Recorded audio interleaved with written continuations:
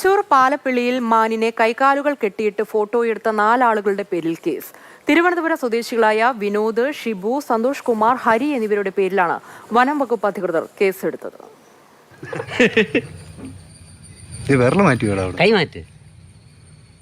എന്റെ തല ഒന്ന് പൊക്കിയാണ്.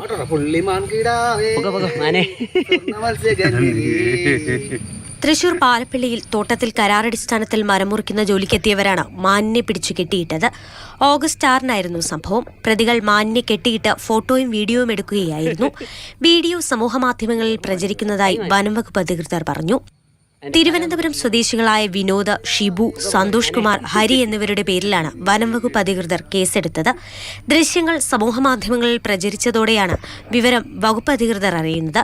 തുടർന്ന് നടത്തിയ അന്വേഷണത്തിൽ പ്രതികളെക്കുറിച്ചുള്ള വിവരങ്ങൾ ലഭിച്ചു. സംഭവം വിവാദമായതോടെ പ്രതികൾ ഒളിവിൽ പോയി. കർണാടകയിലേക്ക് കടന്നതായാണ് സൂചന. വനം വന്യജീവി നിയമപ്രകാരം കടുത്ത നടപടികൾ പ്രതിക്കെതിരെ ഉണ്ടാകുമെന്ന് അധികൃതർ വ്യക്തമാക്കി. അതേസമയം മാനിനെ എന്ത് ചെയ്തു എന്ന കാര്യത്തിൽ വ്യക്തതയില്ല.